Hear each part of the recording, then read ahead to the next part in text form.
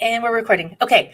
So, hello, my friends. Welcome, welcome. It's always amazing to virtually see people. And this is Heather, and this is the Back to Me podcast.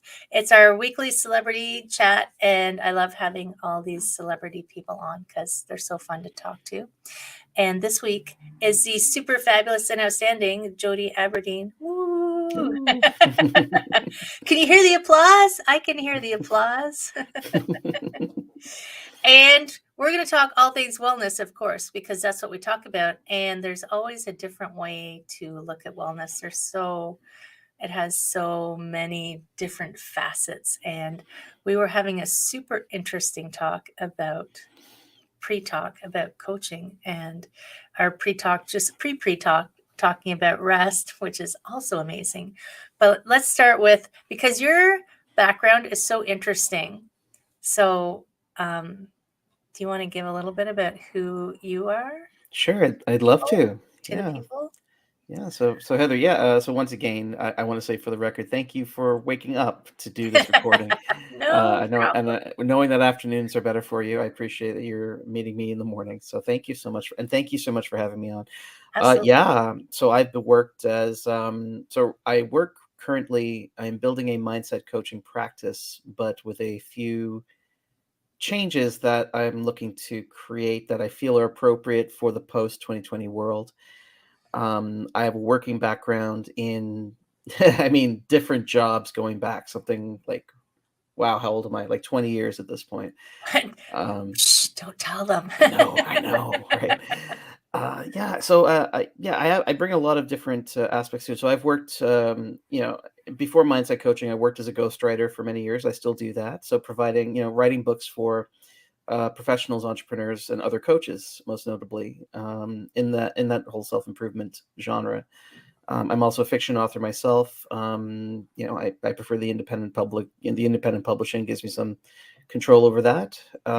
And I've worked. I'm currently working in the craft brewing hospitality side of the business to make some money. You got all bases covered. I've got a lot of stuff covered. My working background comes from places like logistics, transportation, bookstore retail.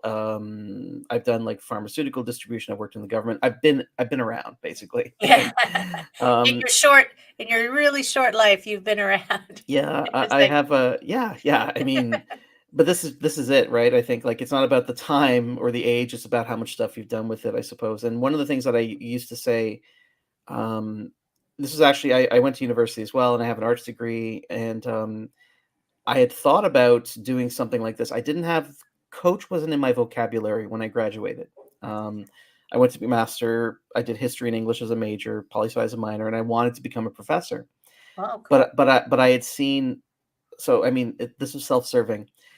My grade average wasn't quite what I needed for the master's. So part of the way that I rationalized it at the time, although it was also true for its own sake, was I would, before I get into any type of teaching role, I would like to get my hands dirty in the actual world, right?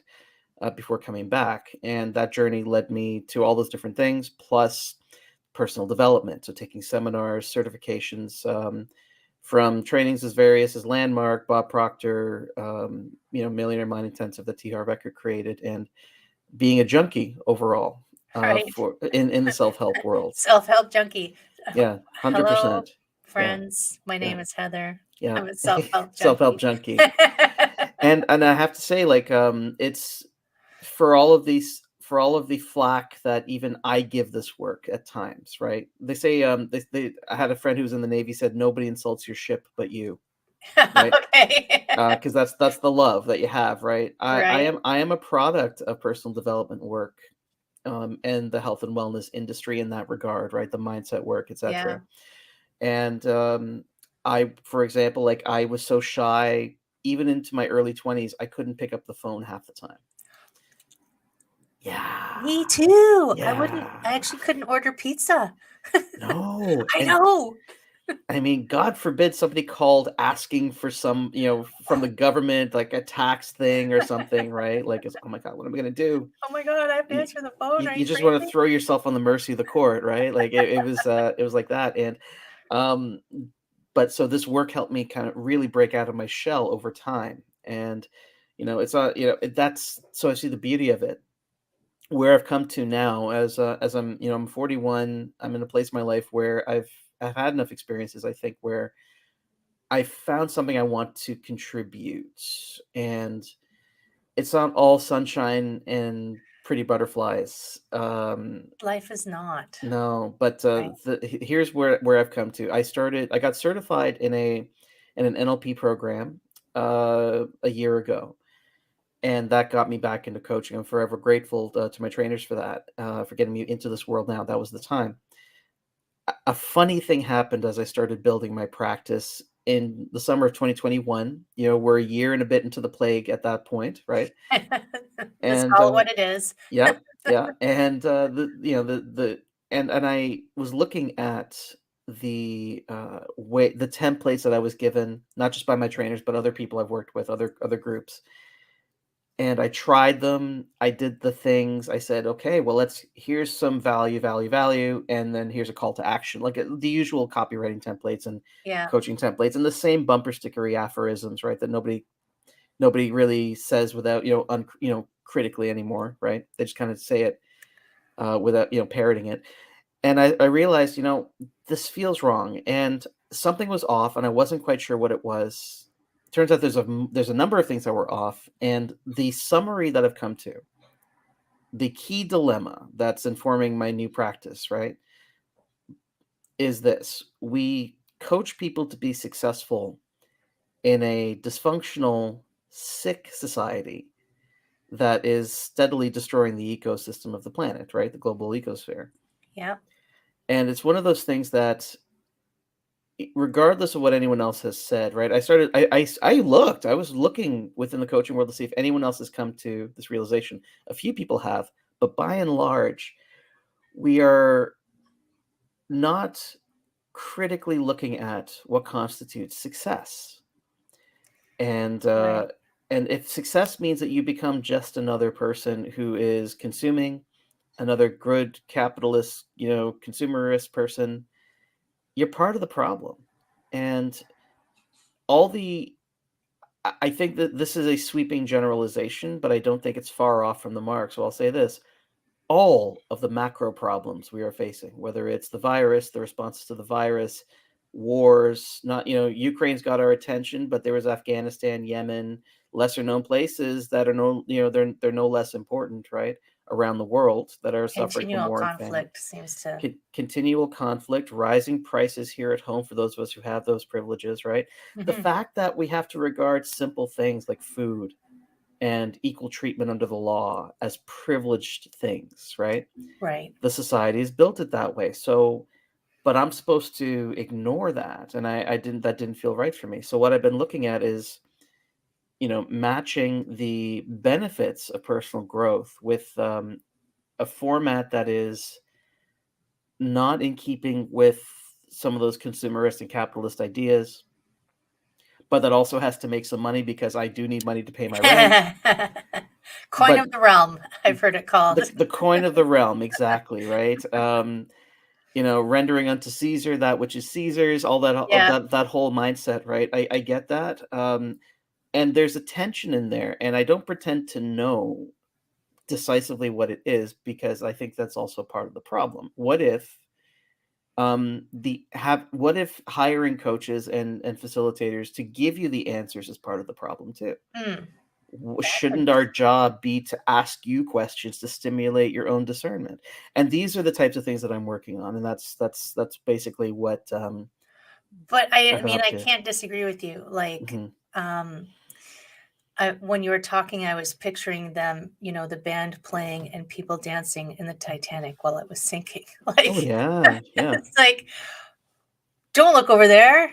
Hmm. Let's just continue to party. And my partner and I my partner did his master's in environmental leadership, and he's super in tune with it, and he'll vacillate between, what's going on, we have to help people understand, and pardon the French, but screw it, just party hard to the end, because we're leading a parade that no one's following.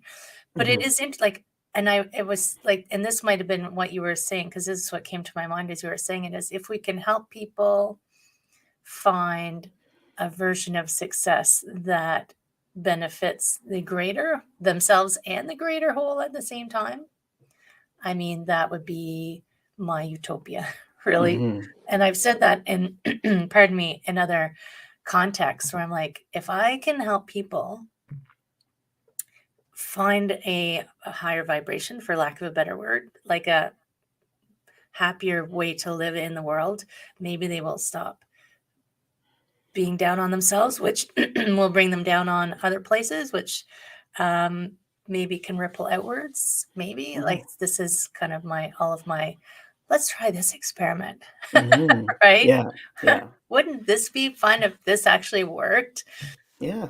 And it is true. Every coaching program you take, because a lot of people, when they start coaching, and coaching, I feel like in some ways has almost become a, not to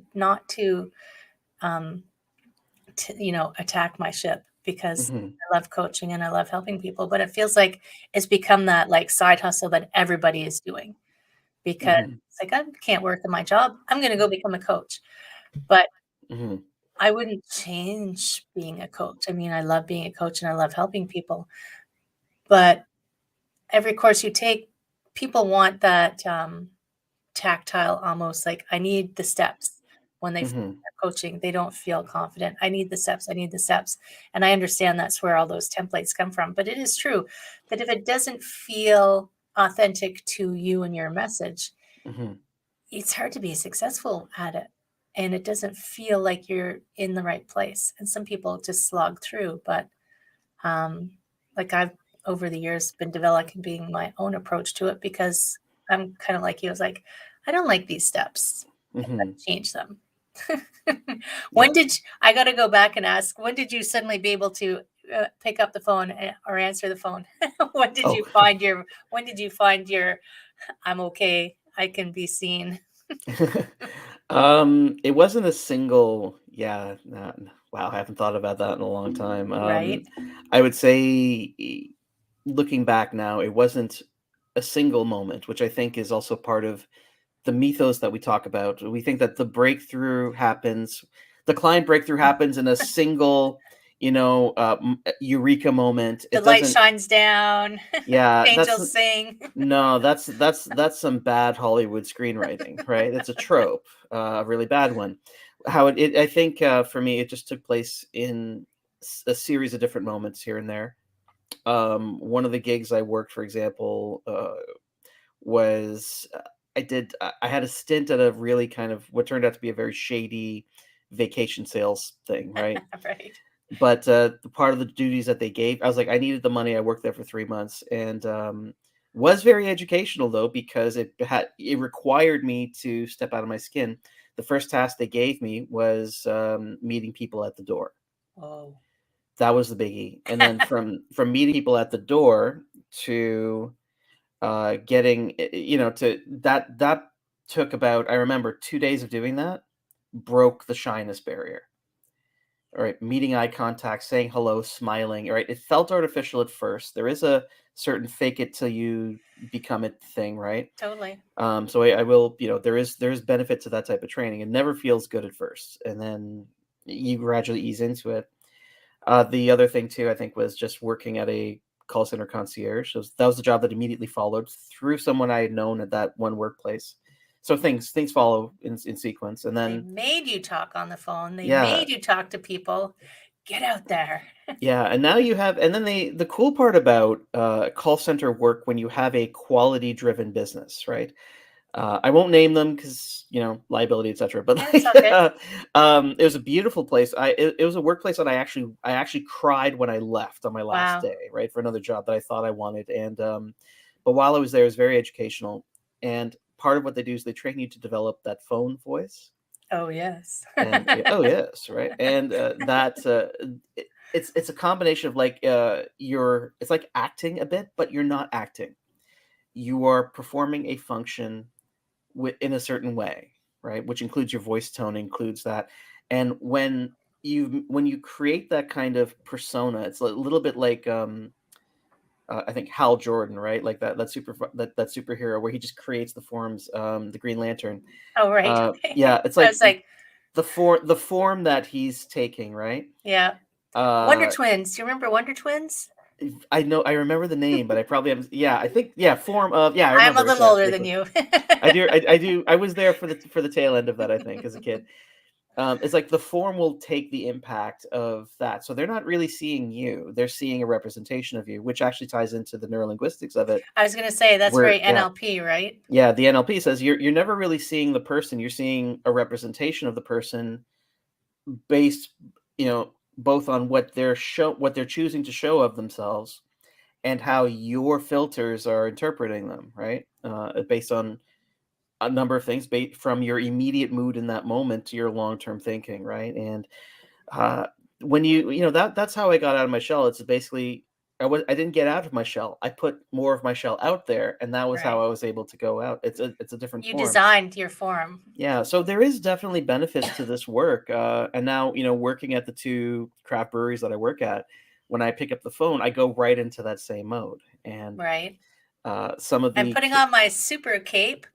Yeah, but it's not you can turn it on like that. With any skill, it can be learned over time. And it's like this is where I think personal growth has been, right? Is getting into the framework mentally and emotionally where you can take in new data, see things in a different way, and then practice through action and repetition. It's always repetition. This is true whether it's martial arts, cooking, baseball, hockey, any type of I've been trying to learn French for 2 years. French languages. Yeah, right? yeah. This is the repetition of it, right? And having and leading this back to coaching, right? The coach is someone who encourages you to repeat the actions, right? And to hold the space for it.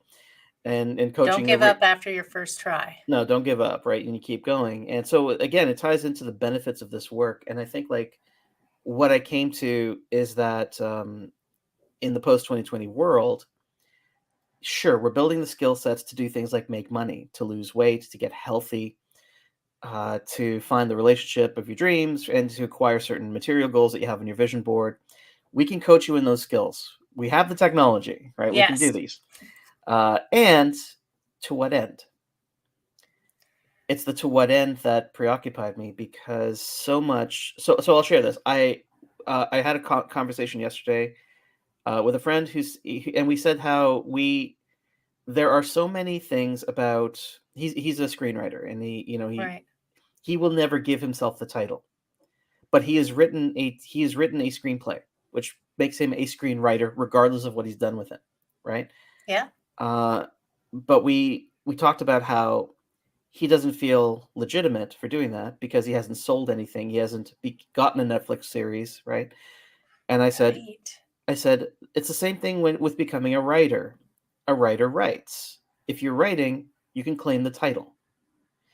It's just we have this kind of almost classist view of you're not really a writer unless you've hit this criteria, this criteria, this criteria, this criteria. It's like, well, putting your work out there to be seen, maybe we could debate that. Maybe that's the difference, right? But it's the same. It's a similar thing to what another colleague had said years ago. He said, Jody, you've never actually seen a real concert. I was like, what do you mean? I've gone to festivals, right? The free festivals, right? Yeah, but you never bought tickets to see a concert. It's like, so are you saying? And I thought of the absurdity at this time of just like you're saying that So what I heard wasn't music because I didn't pay $50 to go sit in like the nosebleeds. Like what was it, right? That's just strange. Yeah, this is the extent to what my colleague yesterday talked about. We have so many things that are tied into late capitalism, right? So many threads. We could spend our entire lifetimes decoupling those things, which include, if you're an artist, do you have to make a living from that? No. I hope not, because I call myself an artist. Yeah. If you're an author, are you any less an author because you're not Stephen King? You haven't had millions of sales and had your work, optioned for film and TV.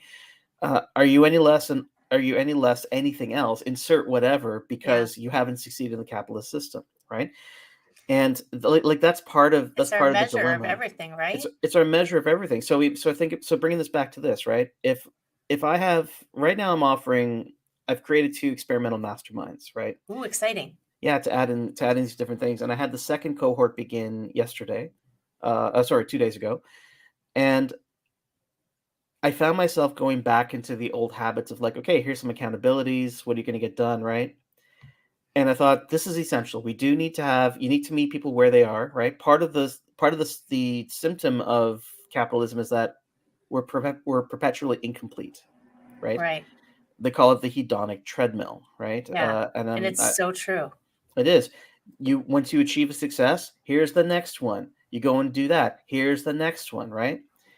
And this, to what end? So what if we decided that there are limits, right? We are in the West, freedom is part of our creed, Right. but we don't critically think about what freedom means. We've seen this in the past winter with the freedom convoys, the freedom this, the freedom that, right? And regardless of where you stand on the issues, and I have my opinions on those, of course, right? Yes. The central point is that freedom confuses us because we don't really think about it. Like a tree in the forest, and I keep bringing this back to nature. A tree in the forest needs to draw nutrients out of the soil. It doesn't drain the entire soil of nutrients. It only takes what it needs. So it's honoring a limit that's put on it. In our previous offline conversation, I might have chatted with you about a British mythologist named Dr. Martin Shaw.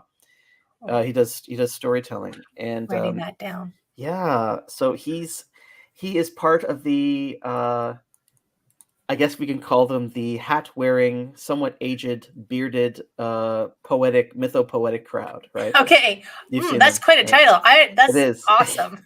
And this is what I found. I found that the people that I'm gravitating to in resolving this dilemma of like coaching people to be successful in a dysfunctional society, the people I'm gravitating to are not Tony Robbins. They are not Bob Proctor. They are these folks who spent time out in the woods, rejecting the overall society because they realize that it's the central point of disconnection is actually that between us and the land. Right. And it's we in as a Westerner, I'm speaking as now, right? As a Westerner, I can see this is why we appropriate indigenous cultures.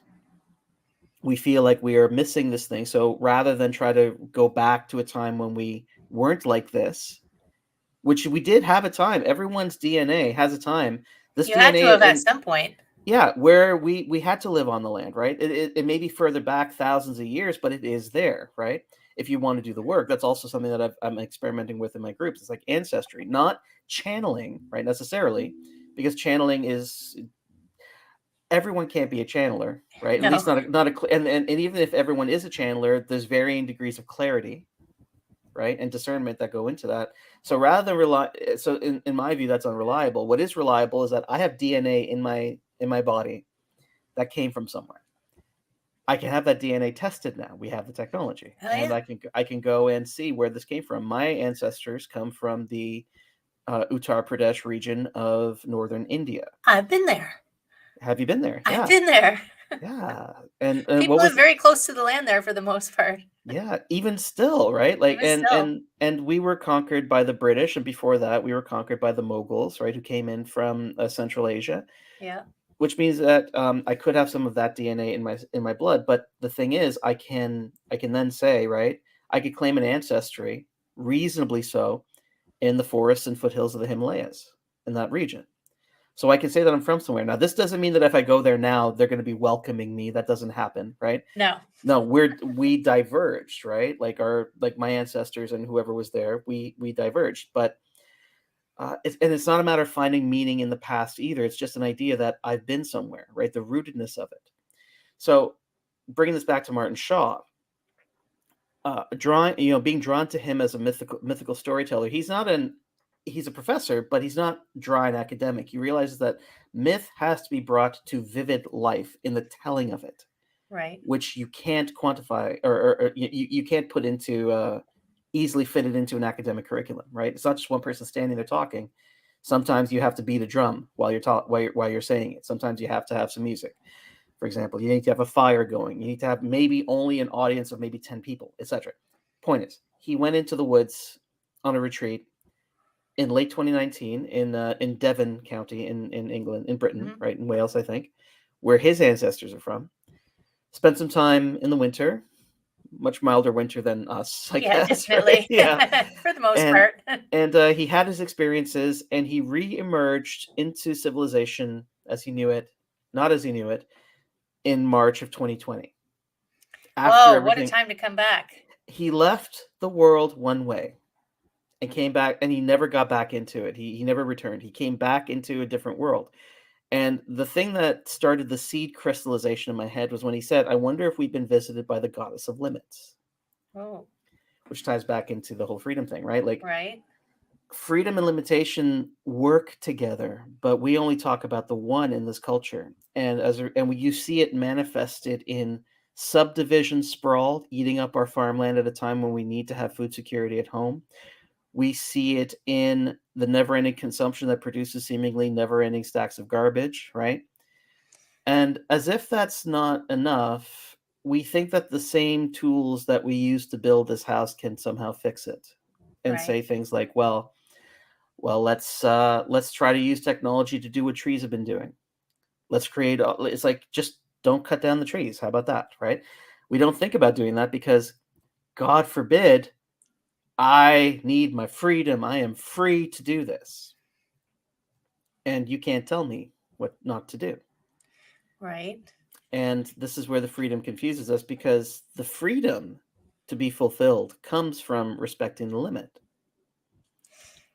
Right. So it's almost like, I'm just thinking all these mythology things. It's like, or even, who's that poet who I really like? I can't find my files. It's like, okay. you need both sides. You need sadness to have happiness. Like you need to recognize both. A lot of people don't even define what freedom is. It's just this mythical thing. I need to be free. So if you try to dive down, like thinking of in a coaching context, if you're trying to figure out what someone wants and all they can say is, I want to be happier or more free. You're like, what is that? What is that? Does that mean you're just dancing down the street? Like, you need to put it into something. And it has to be a container. And containers aren't just this big, wide open thing. It's like, and containers have limits. So it's so interesting. Like I haven't actually heard anyone talk about it in context of the planetary wellness, which is, I think it's important. It is important. Yes. And when you're trying to help someone with, like, do you ever listen to, is it Joe Dispenza who talks about people don't actually have freedom of choice? Yeah, they're in a program. Yeah. He's mentioned that a few times. Yeah, I actually follow some of Joe's meditations. I like him because he's another person who's bridging a gap that I've seen in this industry, where he doesn't want to make assertions about his meditation practices. He will ask people to hook themselves up to MRIs while they're meditating so we can get the data. Right. I like that approach too. And he's right. Like people do snap into programs and they think they're free, but they're not. Right. It's kind of like the Matrix. Yeah. Are you in it? Are you not in it? Yeah. And isn't there a new one coming out where they were actually still in it? Oh yeah, yeah. Like, so it's interesting you mentioned that. A thought I've been grappling with lately is that, let's say, it's occurred to me that since I was born and raised and grew up, and when kids begin to have an awareness of the greater community and society that they live in, it occurred to me that the idea that I could just go somewhere, anywhere in the land, and dig a foundation for a house and maybe build my own cabin anywhere. came secondly to the notion that you had to buy something to live in it. That's because growing up, I hear my parents talk. Oh, we moved houses, right? When I Right. when I was 8 years old, we moved houses, and when I was a baby, we moved from an apartment to a house, right? Both times there was no sense of you had to go to an empty place and build your own place, right? Right. It was like It's already there. the land has already been divided and parceled out for me. And then we see, okay, so that means that in order for you to have a place to live, you need to have the means with which to pay for that place to live. That's the paradigm. That's my baseline paradigm as me in this life, because that was the first impression I got. But that's not how it's been for so long, where you need to participate in. We've been in the matrix since birth, multiple generations now. The matrix is the capitalist society, right? It's the manifested expression of a single set of ideologies and practices and creeds, right? Where that says you have to buy your dwelling, which means you have to have money, which means you have to whether you want to or not, you are participating in the system. Right. Now, we've seen what happens, especially here in Hamilton, where I live, right? Hamilton, Ontario, right? The hammer. And the hammer, yeah. We saw over the course of the pandemic, there were people who come here, the cost of living increases, their wages do not, or they lose their jobs, God forbid. And they have everything. They've literally put everything into coming here. They lose everything, and now they have to go and live on the street. So tent communities were popping up all over the city. Mm-hmm. Now, during the pandemic, there was a moratorium on the existing law on the books that required the police to disperse these encampments. When that moratorium expired, you suddenly saw people getting, the police showing up and dismantling things, representatives from the cities, clearing them We out, had it here too. taking their stuff. Yeah, it's been happening a lot of places, right? And the thought of like, so they tried to play the game, they lost, and the second that you end up below that homeless category, when you end up in that homeless category, you're not only invisible, because we all look away. I'm guilty of this too. I'm not on my high horse. No. I've had moments, if I drive up, right, if I'm stopped at an intersection, somebody asks me for money, I do look away. I'm not even going to pretend that I don't, because I'm uncomfortable in that moment. If I do have a coin handy, I might put it out there, but I'm actually looking at the person thinking, okay, is this dangerous? Yeah. Is this is the fear that's built into it, right? And I think it's important to not pretend that I don't do this, right? For me anyway. Yeah, no, totally. Yeah, and so I'm also recognizing in my moment I'm part of the problem. So this is not saying that I'm better than anyone by saying this, but you're invisible and we don't want to look at you, right? So because you don't want to play the game, but you need somewhere to live. But when you go to try to set up something, the land has already been parceled out and re-owned, and right, so you can't live there. You literally can't live anywhere. And the only logical conclusion, if you really want to take this, right, is that we are forcing, the only place you can go conceivably is the wilderness. But and even some of that is parceled out. And even some of that is parceled out, especially if you're in Southern Ontario. This land was divided and conquered and put on a grid long time ago. And so there's very little wilderness. And even if you were in the wilderness, can you hunt? I can't hunt. Can you build a trench and a tent and a shelter out of the materials you have? I can't do those things, right? And this is what, one of my other teachers, Steve Jenkinson, this is what he calls the poverty of our times, which is not just the material poverty. It's the fact that we have a poverty of the skills to live with the land. We don't have a relationship with it.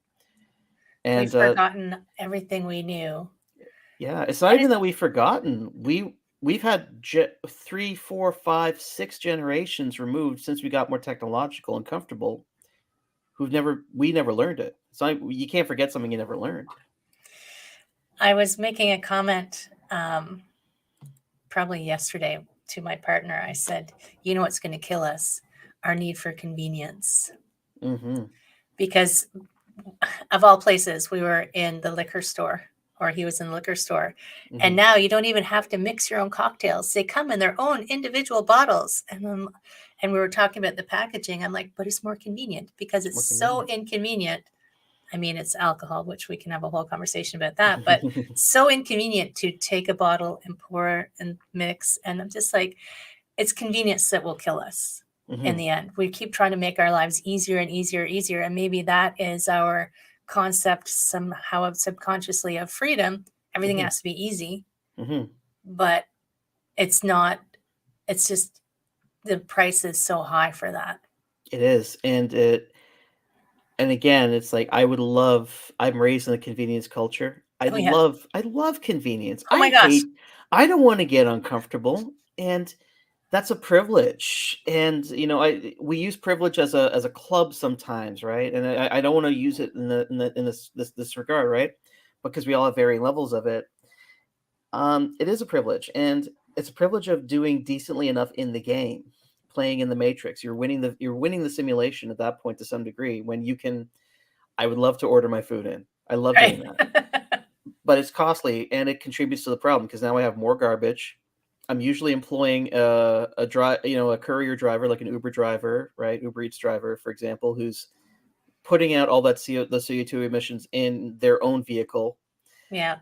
And the wear and tear, spending their own gas to come and deliver me food for less than minimum wage half the time, right? You tip well, and that's okay, but then how much does Uber take? Like these are the things, right? There's always a cost involved in almost everything we do, and it wasn't always like this, and I've never known that time, but it does exist, so it's worth honoring. Excuse me.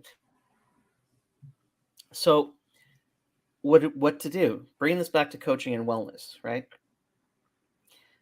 The more I look at it, the more I actually think that experiencing generalized anxiety, and I am not a therapist, and I'm not a psychologist. I do not have a background in this, so this is an amateur outsider opinion, right? And I'm wondering. This is a person with experience and keen observation skills. Let's say that. Yeah, I'm in the bleachers on this one, but also not because I did get diagnosed with generalized anxiety a while ago, right? Okay. And I have depression on top of that, which my doctor at the time said the depression is sometimes a counter. It's when my body is like tried to respond to the anxiety, but it's overcompensated. So now instead of feeling super present, I'm just depressed and super down, and I just want to withdraw. Right. Right. That's me. I'm speaking strictly of me, not anybody else. Right. Right. Okay. So I want to be clear on that. And that's another thing. Coaches need to be more clear in their communication about that. I don't like coaches who make claims to things that they don't know. Just say you don't know. Yeah. Right. It's okay not to know. It's okay not to know. So I'm speaking as this, right? I wonder if feeling generalized anxiety is the sane response to what's happening in the greater world. Look at all that's going on. If you can look in your immediate environment and get grounded in that, and maybe everything is fine here, and that is good. We should focus on that a lot for our own sense of rootedness and calm. The best that, and to be able to function. And the greater society is in a state of collapse already. There's no single apocalypse. I mean, we talk a lot about, especially since the Ukraine war, what if we go to nuclear war? Well, we go to nuclear war, an asteroid hits, a devastating global earthquake of the type that used to happen to the planet millions of years ago decides to strike. There are all sorts of manners of ways in which things can end in an instant. This is true. What's probable is that we see something like the Roman Empire declining. It's not going to be a single thing that does us in. It's going to be a series of events over a course of time. And that's what we're experiencing. You don't need to wait for the collapse. One example that I've heard in a conversation, a more conservative-minded person said, "Oh, they've been saying that the climate's been failing for the last 50 years, and it hasn't failed yet." That's because this person has been this person has internalized the same thing that it has to happen in a single moment, right? And it's not. The fact, the place that you need to look isn't necessarily, if you don't believe the environmentalists, if you think it's all fake news, see what the insurance payouts are, because the insurance companies don't lie. No, they do not. No. And they don't like to pay out. And they don't like to pay out. Look where the lawsuits are, right? Because the money, you follow the money, and you find that That speaks for itself. Look at the premiums. What are you putting a premium on? What are you starting to offer services on, right? Insurance companies will tell you the truth, if anything, Yeah. by virtue of the fact that if your building's getting lost in flooding, more flooding than used to happen. Well, why is that? Look at the investments in futures, right? All this speculation, right? The one of the guys who was in The Big Short, right? The people who shorted the housing market in 2008 before the collapse. Right. Everyone doubted him at the time. That's a great film, by the way, The Big Short. If you want Is to it? get of the mindset stuff, right? They explain the housing and the financial aspects very simply, but it's this notion of this, right? If you look at certain things, right, almost everything that we do, and including much in the personal growth industry too, if you actually look at the details, it's empty. There's nothing there. It's an empty suit, and it's a house of cards, or whatever other metaphors you want to use, Yeah. right? The tiniest little thing, it all comes falling down. And this is what we're having, right? But that investor guy, Michael Burry, when he was right about the housing market and the mortgages, the thing that he's shifted over to now, the only thing he invests in is water. Ooh, interesting. Everyone should be a little bit creeped out by that. Why? Because, we have water. Water's fine. Water's not fine. So this is a wellness podcast. I want to bring this back because this is part of it. We're going down the rabbit hole. Yeah, we're going down the rabbit hole. So why this matters is this, right? Much of what we're feeling right now, it's not enough to just coach you, in my view, to go and become another great successful person, right? Steve Jenkinson had remarked that self-improvement in a world that's in swoon is dereliction of duty. Right. Right. And capitalism has us perpetually empty. Yeah, we're not quite there yet. So here's what it is, right? My dilemma that I'm working on in my coaching is this. How do I get you sufficiently actualized in your money, your health, in your relationships, so that you can be useful to contributing to the healing out there? And I don't have a name for it yet. I'm tentatively calling it depth coaching, but that seems a little too close to depth psychology, which I'm not qualified to administer. Right. So I'm working on it. It's a work in progress, and it seems to entail, like right now, it entails things like, okay, getting firmly grounded in what is factual, right? Which includes the stuff you don't want to look at, both on the small scale and the big scale. And this means deprogramming years and years of positive vibes only training. Right. And one interesting way to do that, like if you think that that's the toxic positivity isn't a thing, one thing to notice is that almost everybody who has that live, laugh, love sign out on the front of their house is the worst person you know. Right? It's like, everything here is fine. It's fine. Everything's fine. It's like, I've seen so many coaches get prone to things like, for the sake of their if you didn't want to get the shot, I suddenly saw you validating people who appeared as white supremacist rallies. Oh my Lord. Because you weren't thinking about the connections between the two, right? Because you weren't aware of that, or if you were aware, you didn't care because you were only preoccupied with the one issue, which is like getting or not getting the shot. That suddenly overrode all of your other considerations, right? These are all symptoms of the bigger problem. And it has to start with, okay, what do I need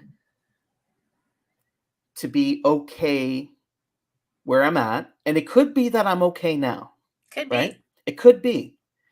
And if you're okay now, okay, great. How can I get you plugged back into the outside, right? My way of doing that for me is actually doing this work. Right. It's actually, I'm getting more involved in local, there's some local groups that are preoccupied with the health of the Niagara Escarpment in my area. I'm starting to meet with those folks and seeing what I can do.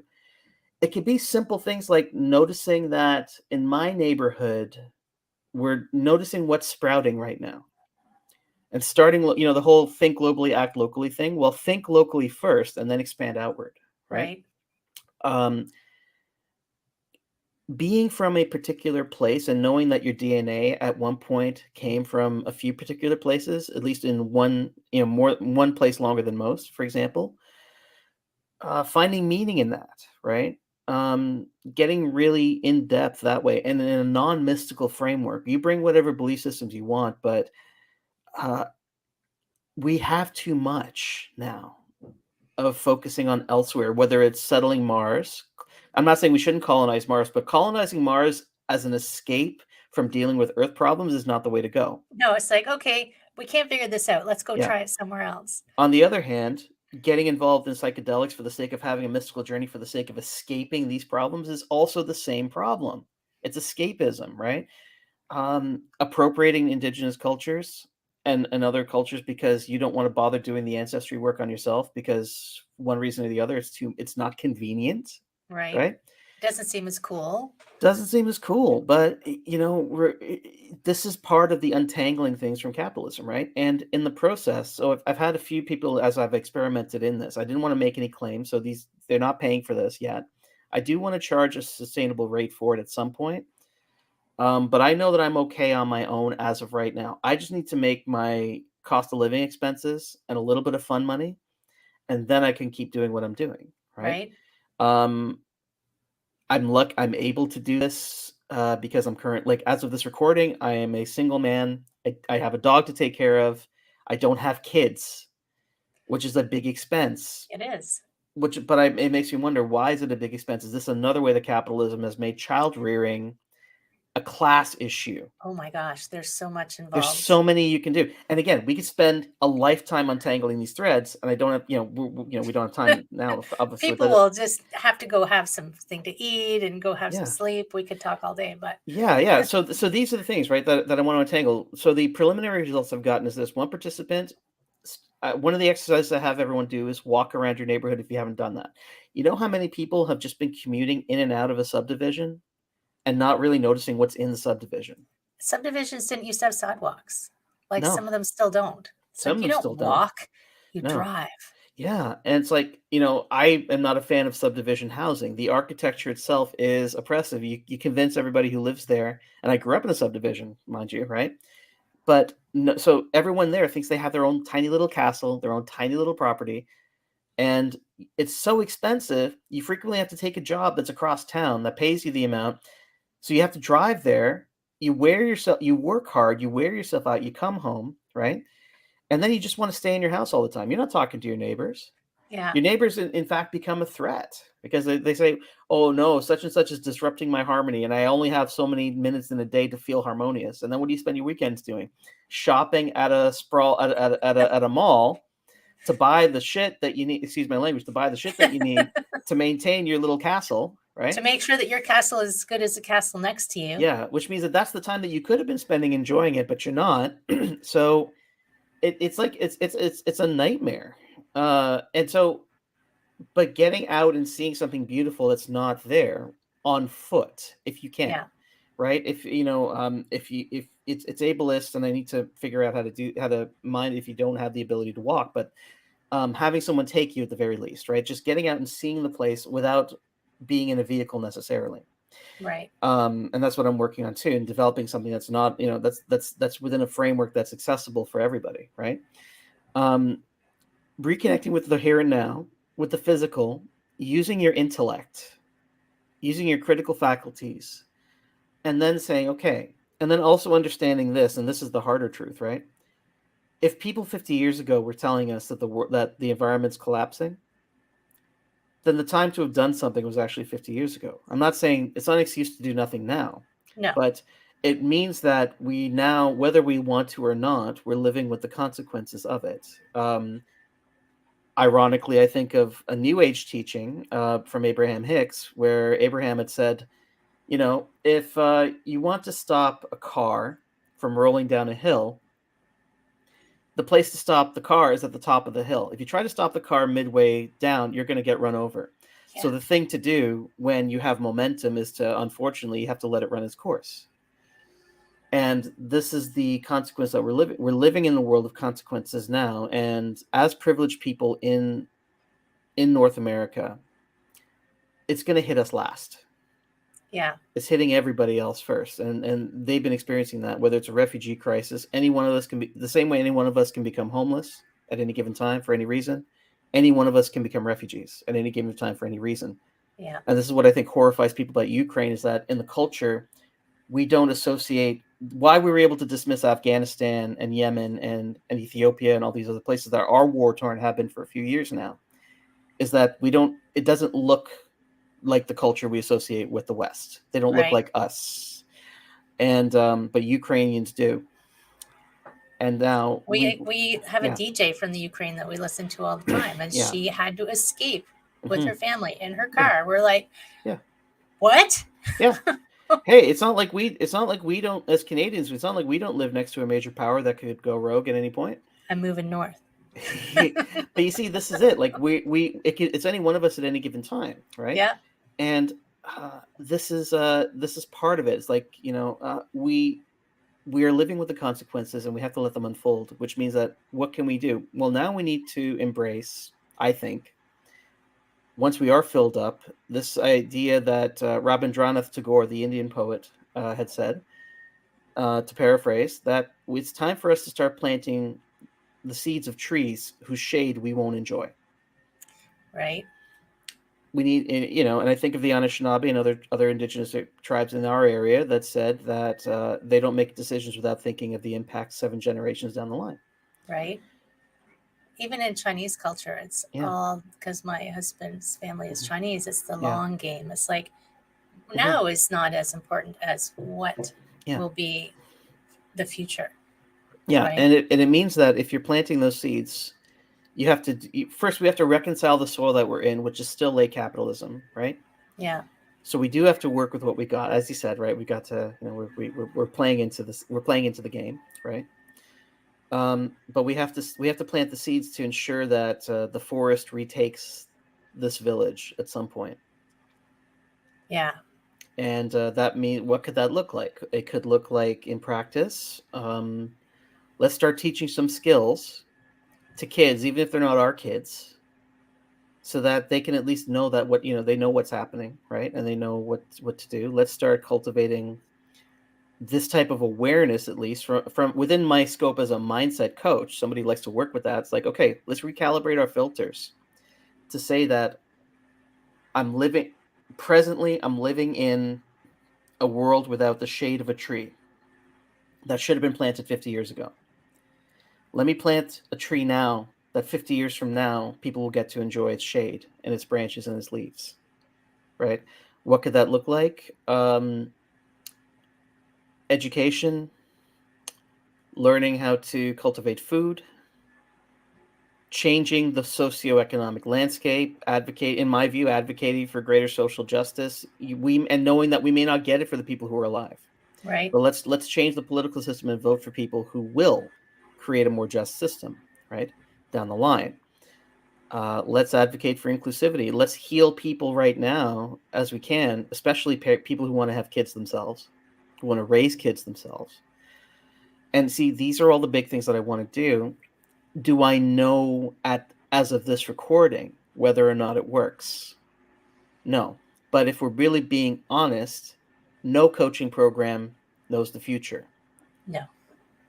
No coaching program can do that. So my goal to marry personal growth with personal depth, leading to a better future for not just the personal, right?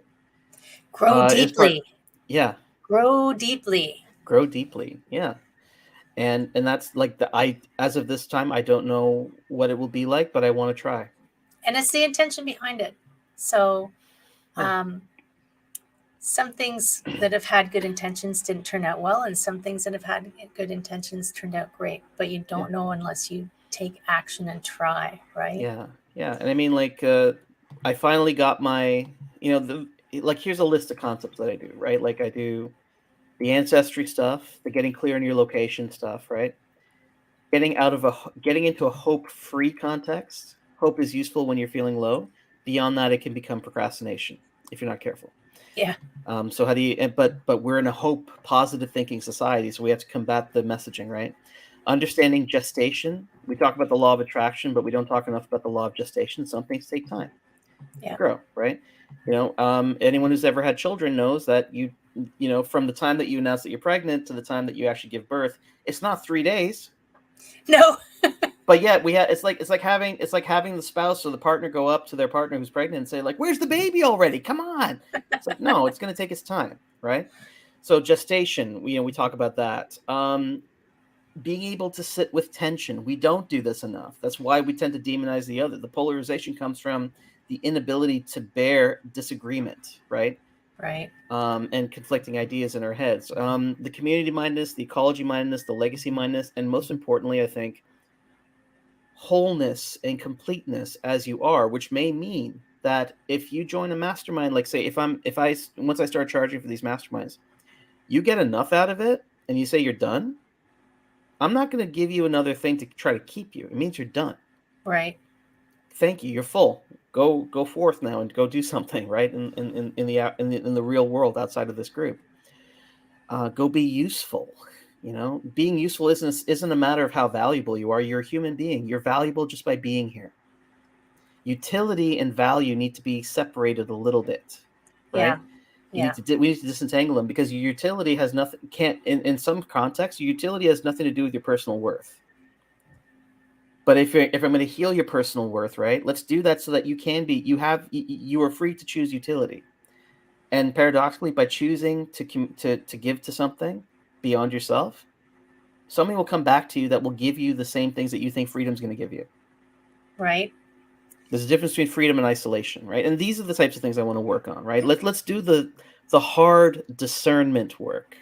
Amazing. Rather than the easy bumper sticker work. And my expectation, my theory is that this will lead to greater overall wellness. You'll make better physical decisions for your physical health, your nutrition, the nutrition of what we're growing out in terms of crops and agriculture, and overall lifestyle, mentally, physically, spiritually, all of that stuff. It's the soul may actually be out there that we need to heal. Right. Yeah. So it may be. Yeah. I mean, and I think it's like, because I've never heard anyone trying to approach it this way, I love it, my friend. I'm like, I want to come into your masterminds. I want to talk to you all the time. I want to have these conversations, because part of it is like having more than just, if you sit alone with your thoughts, that's one thing, but it's the interaction and the sharing of ideas and the spreading outwards, which makes the difference, right? Which is amazing. I'm super excited for you and Thank you. all this stuff that you're working on. And definitely, I want to know how your experiments are going. And if people, because I think people are going to, some people, because it's because you stand up and you plant your flag, some people are going to go, oh my God, that Jody, he's too crazy. Some people are going to go, that Jody, I need to talk to him. And so I'm going to make sure that the information is there for you, for them to reach out and connect with you. Certainly. In chats, in the notes, and everywhere. Do you have anything that you want people to hook into? Right now, my Instagram presence is my main focus. Instagram has its own problems built in, but I like it. I generally like it because it's a better storytelling tool. Yeah. I think for what I'm doing.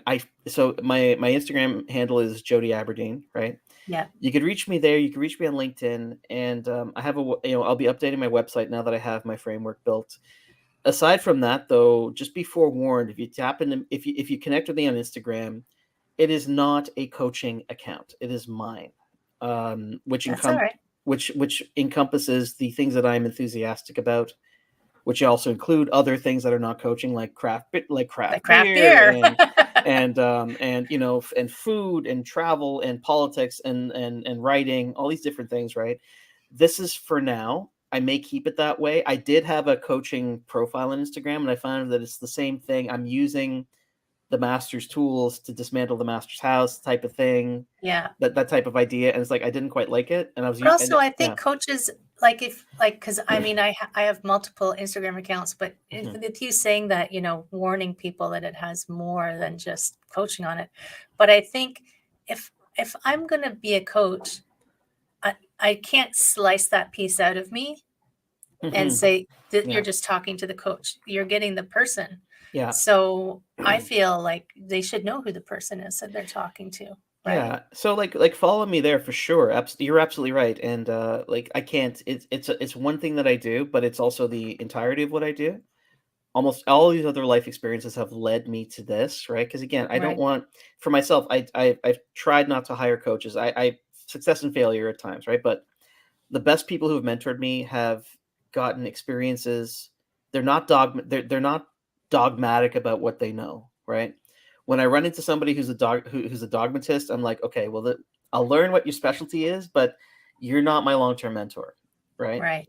Um, I like seeing people who have gotten their hands dirty in the muck of the real world and then married that with whatever frameworks they're developing based on different teachers, right? The eclectic approach to me, as long as it leads to something of value for the person or people that you're helping, is preferable to just somebody who says that, okay, follow this template, this creed, and you're all set.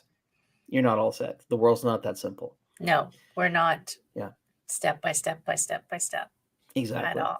Exactly. Amazing.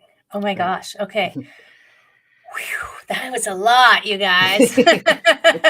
But all so really good. We could keep talking, but I'm going to just say Mhm. thank you. Thank you so much. Thank you so much. For sure, anybody who wants to reach out to Jody, make sure you come and have a conversation with this man, because I'm sure there's even more in there to learn and to untangle, which is amazing. Do you have a parting word for everyone? Well, first, just to thank you for your time and for, it takes two to have any conversation. So thank you for holding the space for me, Absolutely. and for these ideas to come out. I don't think they would have emerged the same way. It's different with every person, right? Like, Mhm. so I don't think this could have emerged without you. So thank you so much. And for everyone, just do your best, whatever that is in any given day. And these are crazy times. I don't Yeah. pretend to have any answers. I don't think any. I think we should have a mild distrust of anyone who claims to know the answers. But I would say this, right? Go outside, see what's there. If there's one thing you do today, just do that. Go outside and see what's there as it is, and just connect with that. Cool. Awesome. Thank you so much, my friends. Thank you. I hope you all have a beautiful day. Stay tuned for future developments.